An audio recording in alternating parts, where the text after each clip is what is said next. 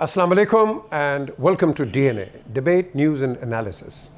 आज मेरे साथ यहाँ इफ्तिखार अहमद साहब हैं अकेले, क्योंकि हमारे जो दूसरे पार्टिसिपेंट्स हैं, एनालिस्ट हैं, जावेद इकबाल एंड सलीम बुखारी, वो आज उम्रे पे गए हैं। तो आज हम ये प्रोग्राम दोनों करेंगे और सब्जेक्ट्स बहुत हैं, सब्जेक्ट बड़े इंटरेस्टिंग हैं। एक तो मीटिंग है जो अपनी कैबिनेट की लंदन में हो रही है, नवाज़ शरीफ साहब ने बुलाया है, और उसके साथ साथ जो उसके मैं कहूँगा कि कई कॉनोटेशंस निकल रहे हैं, इस पर भी बात करेंगे। मरियम कहती हैं कि इमरान ख़ान के जो बड़े कारनामे हैं, इसको आप आगे मत रखें, हम अपने जो हमारी कारकर्दगी है इसको आप आगे लेके जाएं, क्योंकि वो कहती हैं कि हम मेजर डिसीजंस भी नहीं ले सकते हैं, क्योंकि गवर्नमेंट जो होती है, जो शॉर्टर पीरियड की होती है, उसके लिए काफ़ी मुसीबतें भी होती हैं।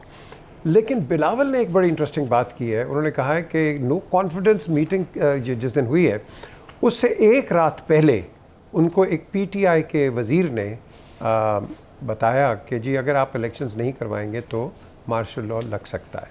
अब मैं ये ज़रूर कहूँगा कि भाई बिलावल, प्लीज़ उस पीटीआई मिनिस्टर का आपने नाम बताना है।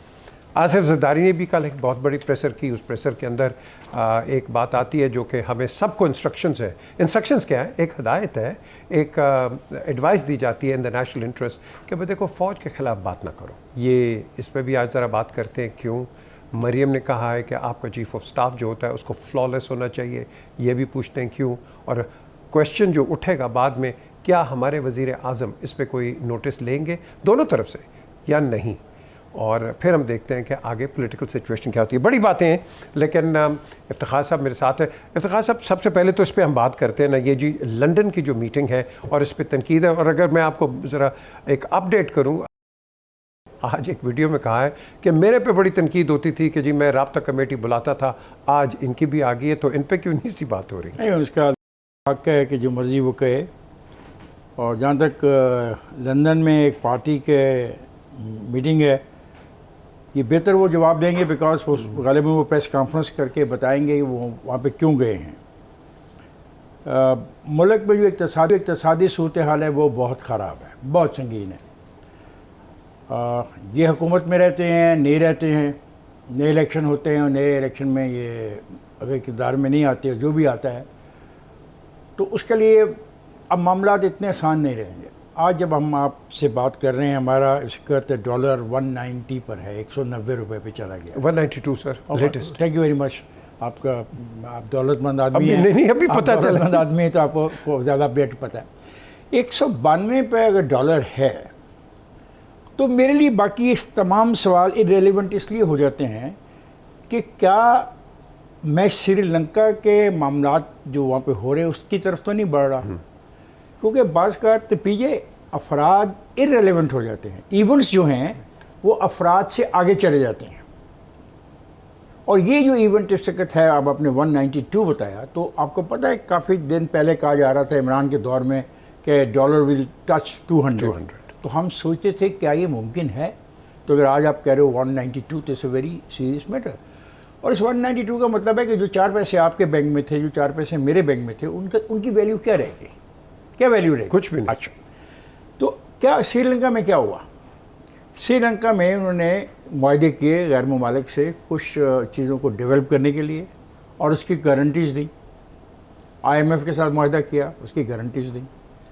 उन गारंटीज़ को वो पूरा नहीं कर पाए, नतीजे में जो कोलेटरल था वो उन्होंने कहा ये हमारे हवाले करो, हम इसकी ओनरशिप लेते हैं। चीज़ें वहाँ पे बिगड़नी शुरू हो गई, लोगों को ज़ाती तौर पर नुकसान होना शुरू हो गया। लोग से मुराद आम आदमी जो गली में, सड़क में, मोहल्ले में रहता है, उसकी परचेजिंग जो पार वो कम होती गई। तो ये एक सीरियस मामला है। हम पाकिस्तान में गालिबन उस सीरियस मामले में दाखिल हो चुके हैं, पिछले मार्च से दाखिल हो चुके थे। लेकिन इफ्तिखार साहब, ये आप जो आप कह रहे हैं कि हमें ऐसे मरहले पे जो मर्जी आ जाए, डू यू रियली फील कि ये जो इकोनॉमिक मेल्टडाउन है, ये इनमें से कोई भी हो? मैं वो तो खैर आपके सवालों को ना कौन हल कर सकता है, वो तो छोड़ दो ना। पहले तो हम जो आपने सवाल किया उस पर चले ना।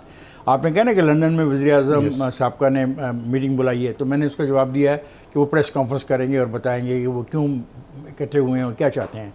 लेकिन जो मैं महसूस कर रहा हूँ, सारी बहस और डिबेट वहाँ पे ये है कि अब क्या किया जाए, ठीक है ना, उनकी एक रिस्पॉन्सिबिलिटी तो उन्होंने ले ली। उन्होंने एक आदमी को वोट आउट कर दिया, एक पार्टी को वोट आउट कर दिया, उस पार्टी ने कहा जी हम तो पार्लियामेंट में आते ही नहीं सिरे से। अब उस पार्टी के का जो काम है, जो उनके रद्द अमल है मामलात पे, वो आपके सामने है। उनका प्रेसिडेंट क्या किया, गवर्नर उनका क्या कर रहा है, उनका स्पीकर क्या करता है, डिप्टी स्पीकर क्या करता है, lot many things we can talk. लेकिन सवाल है कि उन चीज़ों पर बात करने के बाद by the end of the day क्या होगा? इलेक्शंस अक्टूबर में, नवंबर में, कभी किसी वक्त, and someone come into the power. मैं वो बात कर रहा हूँ। मैं कह रहा हूँ कि समटाइम इवेंट्स जो हैं वो तेज़ होते हैं लोगों से।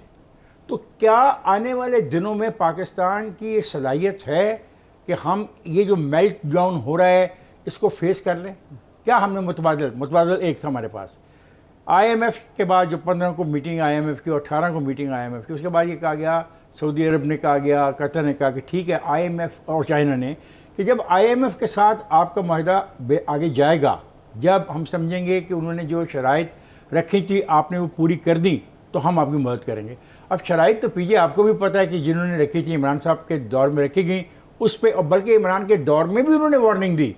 जब इन्होंने पेट्रोल के पैसे कम किए और डीजल के बिजली के पैसे कम किए, तो उन्होंने कहा कि भाई ये आप कैसे कर सकते हो, ये तो आपके हमारे साथ कोई कमिटमेंट नहीं है। एक ब्लैक मनी को वाइट करने की जो स्कीम थी उसके ऊपर उनका रद्द-ए-अमल आ गया था। अब सवाल है इन हालात में क्या किया जाए? दैट इज़ वेरी सी। तो आपने अब आगे बातें करते हैं और जो बहुत सारी बातें हमने छेड़ी हैं, लेकिन मैं बतौर पाकिस्तानी इसको ये समझता हूँ कि मैं बहुत इस पर परेशान हूँ। आपको पता है फसल हमारी अच्छी नहीं हुई, आपको पता है कि जो ये क्लाइमेट चेंज है इससे मुतासर हो रहे हैं, हमारे ग्लेशियर इतनी तेज़ी से पिघले।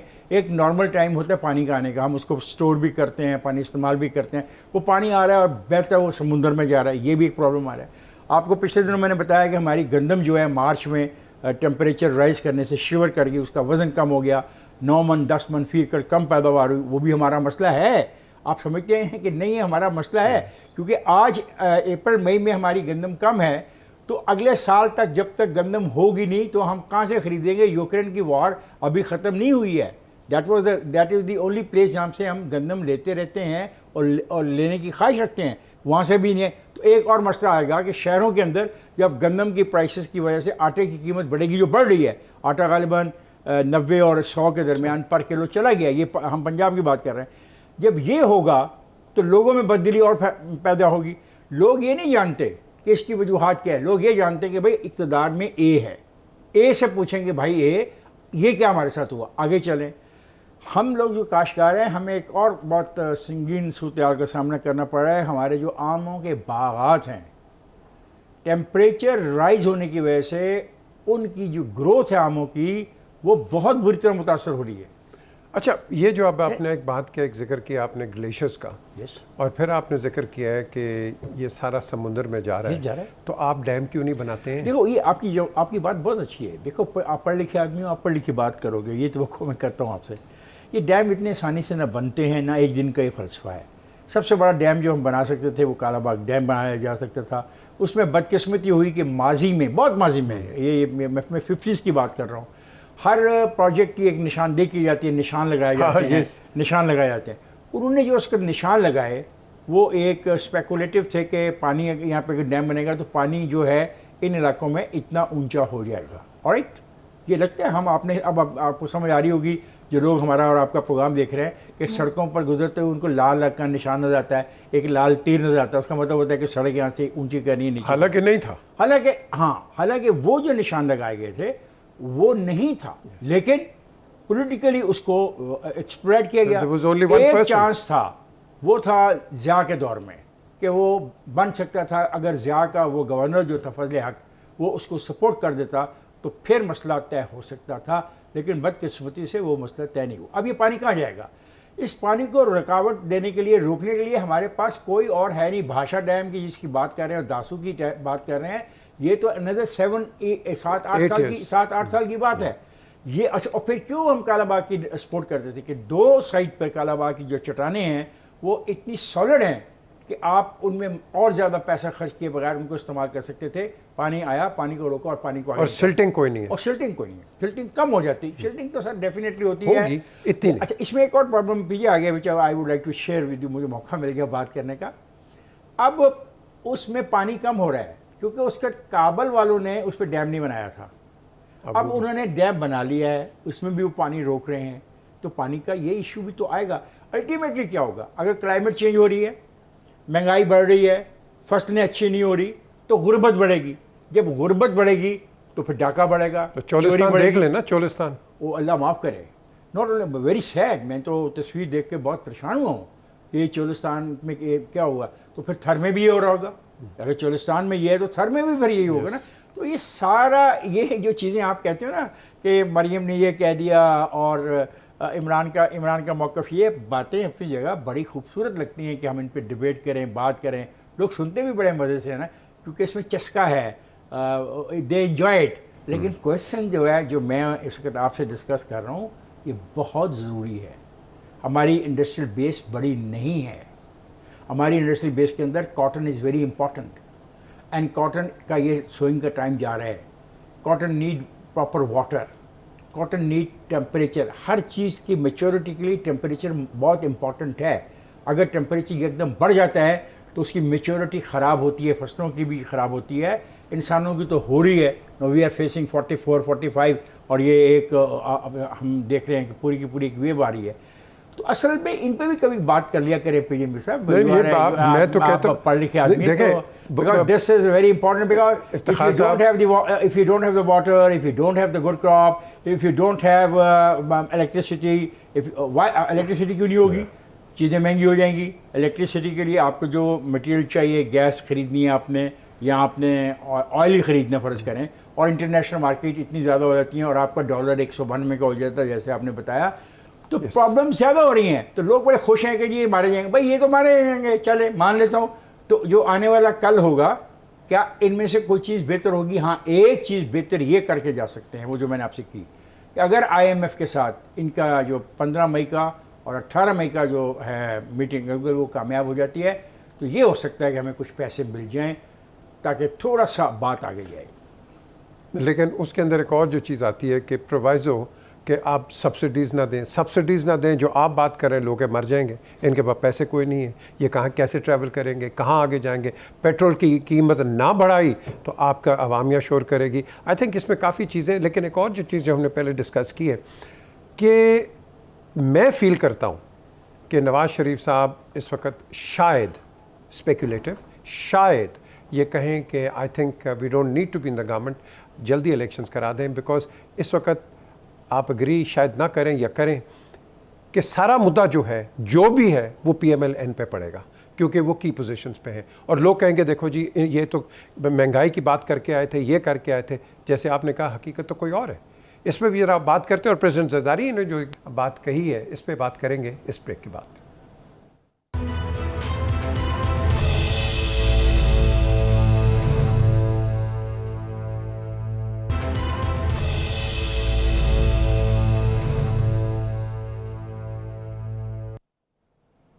Welcome back to DNA।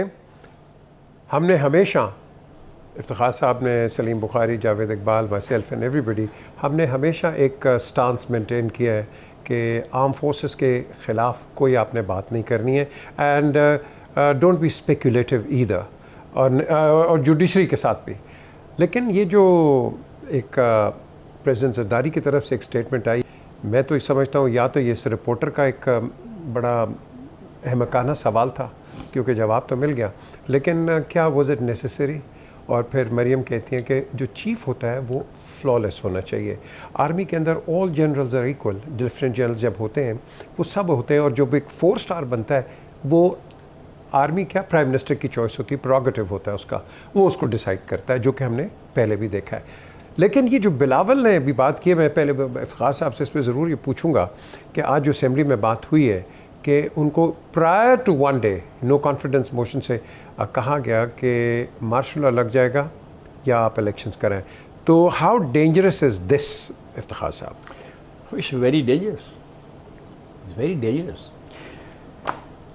देखिए, हम तो उन लोगों में से हैं जिन्होंने हमेशा ये कहा था और कहते हैं, और आज भी मेरा मौक़िफ़ यही है कि आइन में जो अख्तियारात जिस किसी को भी दिए हुए हैं उसको वही अख्तियारात इस्तेमाल करनी चाहिए, उससे बाहर नहीं जाना चाहिए।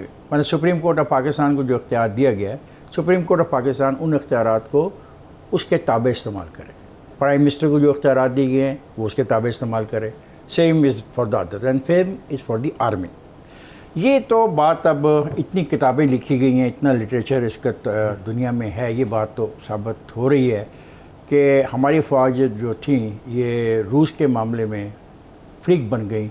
एक पूरे के पूरे इंटरनेशनल आप उसको कह सकते हैं गेम में, यू कैन कॉल इट, अगर अच्छे लफ्ज़ इस्तेमाल करें, एक बैनुल-अक़वामी खेल का हिस्सा बन गई। जब उस वक्त बैनुल-अक़वामी खेल का हिस्सा बनी तो उसका सिविलियन पीछे रह गए। सिविलियन लीडरशिप एक तो थी नहीं, और अगर कोई थी भी तो उसकी कोई से नहीं थी। तमाम तर चीज़ें फैसला होती रहीं इस सतह के ऊपर जो लोग बैठे हुए थे। हमीद गुल वगैरह का पूरा के पूरे दोस्त, जिस तरह आप कहते हो कि तमाम लोग बराबर होते हैं, ऑल कोर कमांडर्स उस वक्त जो थे वो तमाम इस बात पे मुतफिक थे कि हमें रूस के ख़िलाफ़ इस जंग में पार्टिसिपेट करना है। ये है वो पॉइंट पीजे जहाँ से फ़ौज ज़्यादा ज़ेर बहस आना शुरू हो गई।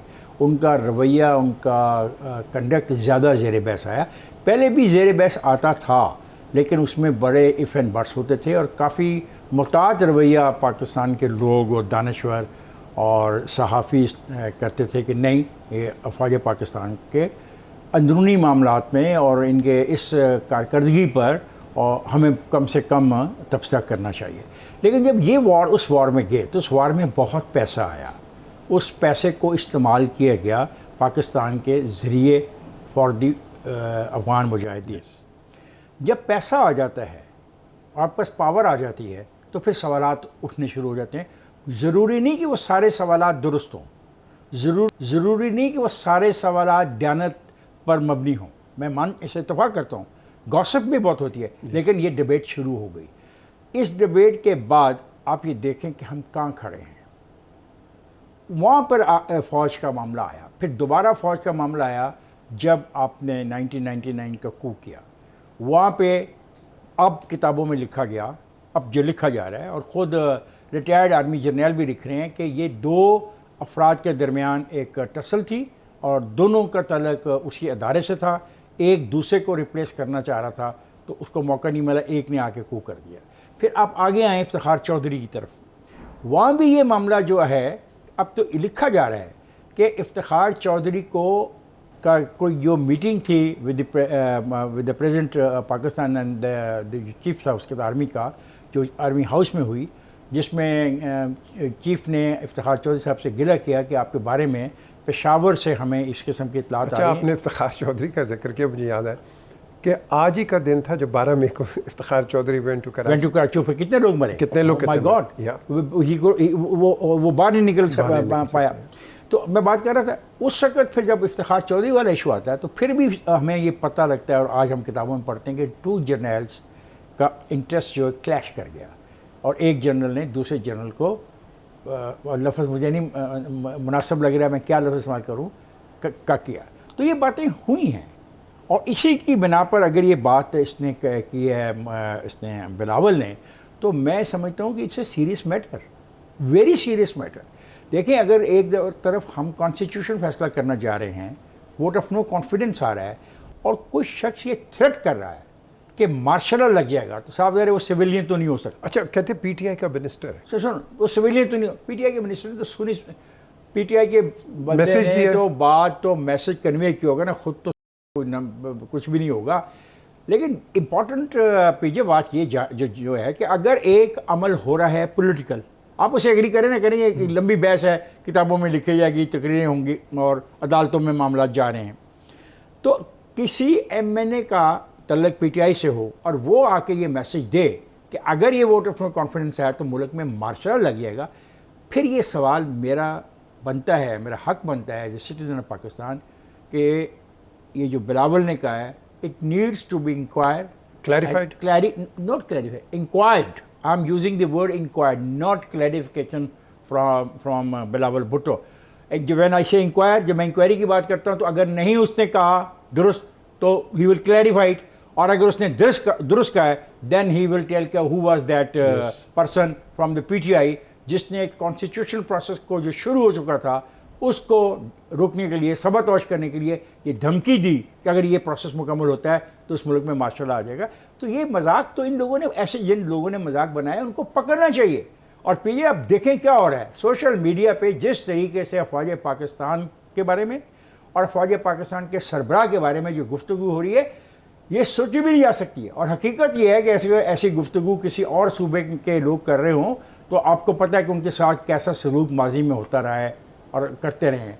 This is very serious matter. अच्छा, एक और चीज़ है कि टू मूव ऑन, ISPR ने जो मरीम नवाज़ की जो स्टेटमेंट आई है फ्लॉलेस होने चाहिए, उसको उन्होंने कंडेम किया है आज ISPR की जो भी कॉन्फ्रेंस। राइट, देखिए ना, फिर वो लेट्स गो बैक, और जनरल फैज़ का भी जो उन्होंने let's go back to who started it. कौन आया इस अदारे को यहाँ तक लाने में? ठीक है ना, ये अदारा पहले भी था ना, काफ़ी बातें इस अदारे के बारे में जब डिबैकल हुआ कही जाती हैं। एक इंक्वायरी कमीशन बना, उस इंक्वायरी कमीशन की जितनी भी आधी रिपोर्ट छपी नहीं छपी, जो छपी है वो आपने भी पढ़ी है, मैंने भी पढ़ी है, ठीक है। आज इस अदारे के बारे में जिस तरह आप कह रहे हो कि ISPR ने आज कोई इसको रिफ्यूट किया है या जवाब दिया मरियम को, तो सवाल है फिर हो क्या रहा है? Are we playing with fire on the both side? On both side it is not good for Imran Khan, it is not good for others also. Correct. While you are playing with a fire, fire can burn you, fire can burn the entire system. तो फिर वो बात जो बिलावल कह रहा है, now let me tell you it again, जो बात बिलावल कह रहा है, बिलावल भी तो यही कह रहा है कि मार्शल लॉ आ जाएगा। और अगर इख्तिलाफ राय पाया जाता है फौज के अदारे में और पाकिस्तान के पॉलिटिशियन में इमरान के रवैये के बारे में, दे आर वेरी क्लियर। जो वो कहता है कि ये मीर जाफ़र हैं, मीर सादिक हैं, अगर वो मुतमिन नहीं है मरियम के किसी स्टेटमेंट से जिसके बारे में मैं पूरा नहीं जानता, और ना ही मेरे पास ISPR का वो स्टेटमेंट है जो आप मुझे बता रहे हैं। जी, अभी उन्होंने कहा है कि जो ये सियासतदानों के जो बयानात हैं ये बड़े गैर जिम्मेदाराना हैं। ठीक है ना। और तीसरी बात के वो जो आपने आसिफ ने कहा कि वो जो एक कोर कमांडर के बारे में, जी, ठीक है। तो मसला ये है कि फिर ये बात बढ़ रही है ना आगे, इसकी डायरेक्शन की। अब मैं कहता हूँ इसमें आप शामिल कर लें इक़्तिसादी सूरत-ए-हाल को। क्या ये मुल्क ये अफोर्ड कर सकता है कि आप IMF से कर्जे की अपील कर रहे हो और मुल्क में मार्शल लॉ लगा रहे हो, या मुल्क में एक ऐसी हुकूमत को लेके आ रहे हो जो इलेक्टेड ना हो, जिसमें विल ऑफ द पीपल शामिल ना हो? तो क्या IMF सपोर्ट करेगी? या IMF में जो शामिल दूसरे ममालिक हैं वो ऐसी हुकूमत को सपोर्ट करेंगे? My answer is no. लेकिन विल ऑफ द पीपल की जब हम बात करते हैं, मोमेंट जब भी इलेक्शन होंगे, देखिए आप मेरी आपकी गुफ्तगू का आगाज़ ही इस पे हुआ है। I am not for A or for B while we are talking. I might have a general opinion है। नहीं, मेरा बिल्कुल झुकाव किस तरफ हो सकता है, किसी के साथ हो सकता है, but when we are talking, I'm open. मैंने कहा है कि इलेक्शन तो होने हैं ना, कल होते हैं, परसों होते हैं, अक्टूबर में होते हैं, ये नई बहस है। कोई ना कोई तो जीतेगा, जो जीतेगा वही तमाम चीज़ें फेस नहीं करेगा जो ऑलरेडी हम पिछले सेगमेंट में डिस्कस कर रहे हैं।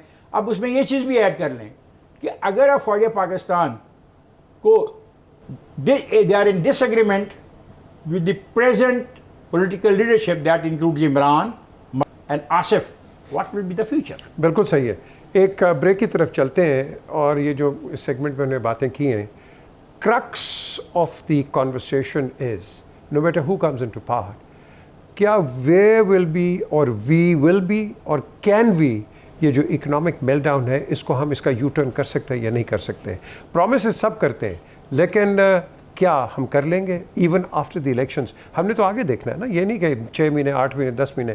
क्या इकोनॉमिक मेल्टडाउन जो है उसका रिवर्सल होगा? आटा कम होगा, पेट्रोल कम होगा, एम्प्लॉयमेंट आ जाएगी। और इन्होंने एक वो लफ्ज़ है, मैं क्या कहूँ उसको, वो भी खोल दिया है कि आगे आपके पास पानी कोई नहीं है, फसलों का क्या हाल हो रहा है, गंदम का क्या हाल हो रहा है, क्या हम इसको भी रिवर्स कर सकते नहीं? और भी बड़ी बातें हैं, इस ब्रेक की बात करते हैं।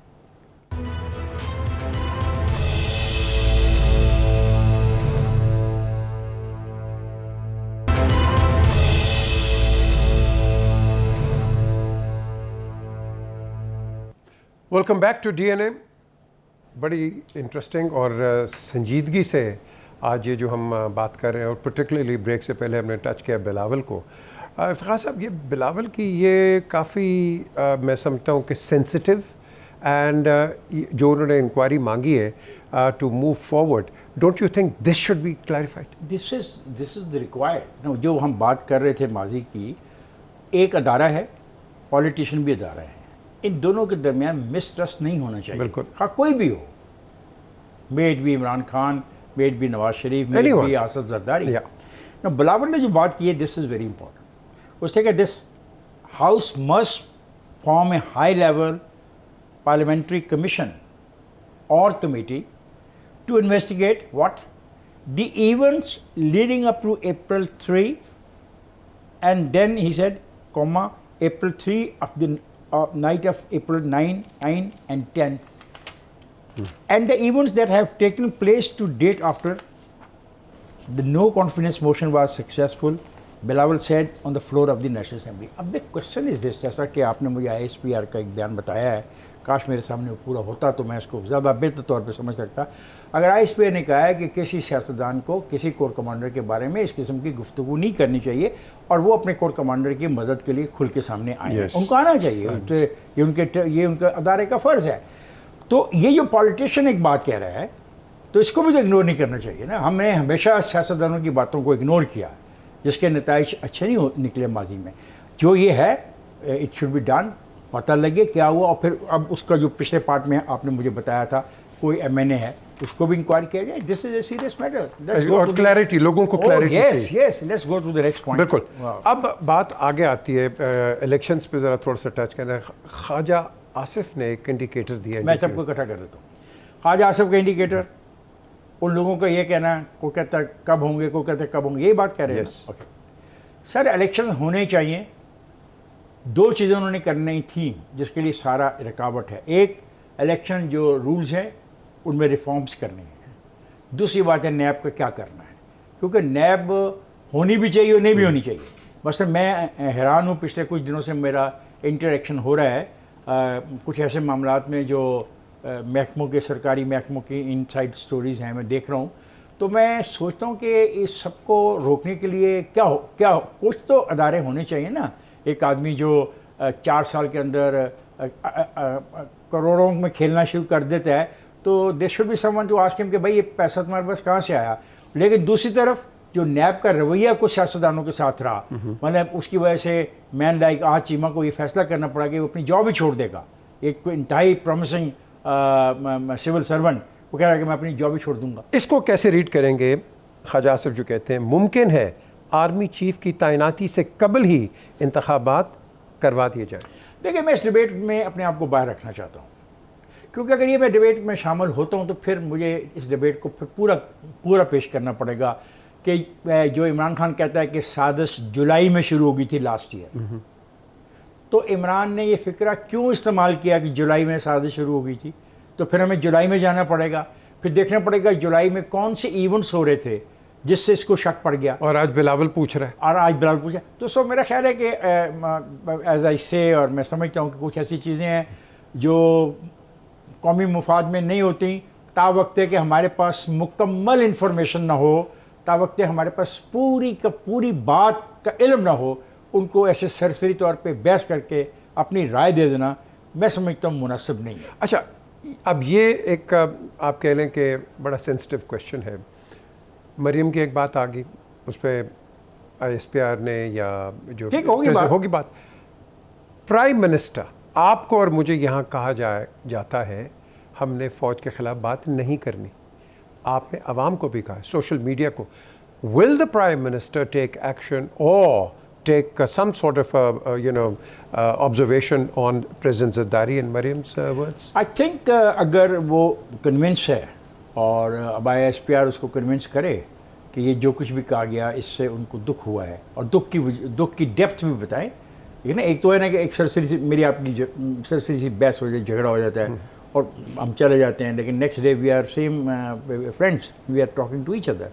अगर वो समझते हैं इन दोनों बयानों से उनके अदारे के अंदर कुछ मसला बनता है तो उनको पूछना चाहिए और प्राइम मिनिस्टर को एक्शन लेना चाहिए। लेकिन फिर उसके साथ PJ में वही कहूँगा ना, मैं इस मामले में ज़्यादा दूर नहीं जाना चाहता। PJ सोशल मीडिया पे जो हो रहा है फ़ौज के बारे में, कि क्या इस मुल्क में हर आदमी को इजाज़त है जो चाहे अदलिया के बारे में कहता फिरे, जो चाहे वो फौज के बारे में कहे, हालांकि इन दोनों को कॉन्स्टिट्यूशनल प्रोटेक्शन है. आई लाइक इट और I may not like it, but there is a constitutional protection. Nobody should be allowed to say negative thing against the armed forces without any proof. One, if there is something, there are places where we can talk within the committee of the parliament or within the committee of the senate, or we can have a direct dialogue with them on issues. एक break की तरफ चलेंगे जी, break के बाद वापस आएंगे. Constitution की बात करते हुए wants to uphold the constitution, otherwise we are in a state of anarchy. ये एडवोकेट जनरल इन्होंने भी कहा है कि कॉन्स्टिट्यूशनली मैं वहीं हूँ, गवर्नर हटाएगा, गवर्नर का ओहदा कोई नहीं ले रहा, उसकी रिस्पॉन्सिबिलिटी कोई नहीं ले. It is a total right now कहते हैं एफ्रे इन पॉलिटिक्स. और बात करेंगे इस ब्रेक के बाद.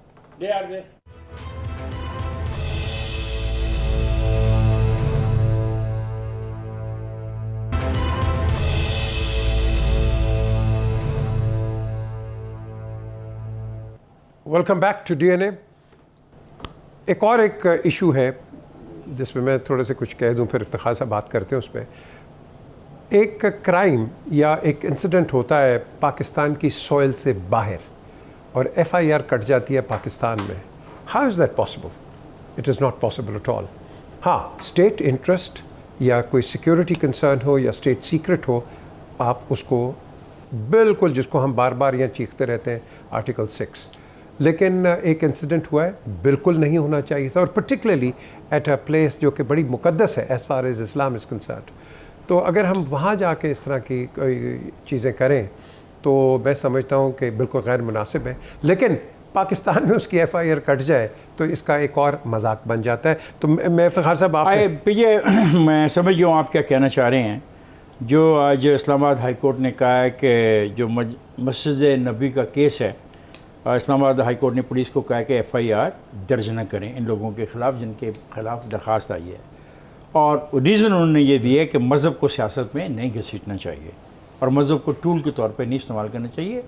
प्रिंसिपली 101% करेक्ट स्टेटमेंट है of justice Athar Minallah. Correct, इस पर कोई डिबेट ही नहीं है. Very good.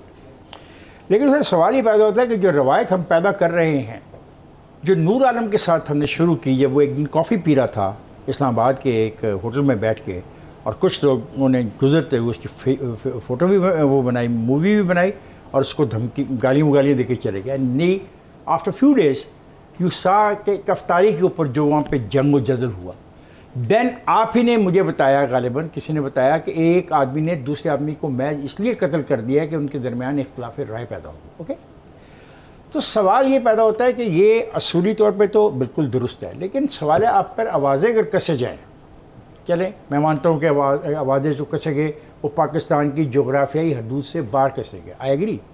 लेकिन पीछे क्या ये रवैया मुनासिब रहेगा? बिल्कुल गलत. और अब मैं पीछे इस पर एक गौर करो कि जब ये कहा जाए दो मिनिस्टर्स की, साबिक मिनिस्टर्स की तरफ से कि मुल्क में सिविल वॉर हो सकती है, मुल्क में खाना जंगी हो सकती है, और कल फिर कुछ ऐसी गुफ्तगू की है एक मिनिस्टर ने, इन हालात में हमें मुताद तो रहना होगा. देखिए आप जो बात कर रहे हैं ये रिएक्शन एंड रिएक्शन, वो देखें ना सूरी साहब के साथ क्या हुआ उधर, उधर कोसार मार्केट में. वो this is not good. I won't support it. हाँ, I will not support it. I'm a Democrat. I won't allow anybody to create a fuss in my country and to create a situation for a civil war. जो लोग पाकिस्तान में अनारकी चाहते हैं, civil war चाहते हैं, वो पाकिस्तान के दोस्त नहीं हैं, खा वो कोई भी हैं. They are playing in the hands of enemy. वो हिंदुस्तान यही चाहता है, उसकी एजेंसियाँ यही चाहती हैं कि कमज़ोर पाकिस्तान, एक ऐसा पाकिस्तान जहाँ झगड़ा हो, फसाद हो, लड़ाई हो, गली महलों में आग लग रही हो, ये वही चाहते हैं. ये उनकी बहुत पुरानी ख्वाहिश है. ये ख्वाहिश उन्होंने हमारे खिलाफ इस पाकिस्तान में भी इस्तेमाल की. And I pray to my almighty Allah कि ऐसा इस पाकिस्तान में नहीं होगा. इफ्तिखार साहब थैंक यू वेरी मच. मैं जावेद कहने लगा था, थैंक यू वेरी मच. कल आपके सामने दोबारा हम आएंगे और यहाँ एक कॉम्प्रिहेंसिव डिबेट हम कर रहे हैं, और ये सही बात कर रहे हैं बिल्कुल कि देखो अगर हम खुद ही एक दूसरे के ख़िलाफ़ ये चीज़ें करना शुरू कर दें तो ग्रास रूट तक हमारी एनिमोसिटी चली जाएगी. इस एनिमोसिटी को हमने रोकना है. ये जो आज की गवर्नमेंट है या जो पुरानी गवर्नमेंट है, ये चाहते सब अच्छा है पाकिस्तान का, लेकिन जो सिस्टम खराब करता है वो काम Can I say one word? Government is not so much relevant. The country is relevant. The country is relevant and that is ये इन्होंने भी देखे ना मेरे मुंह से निकाल देते हैं look after the interest of Pakistan खुदा हाफिज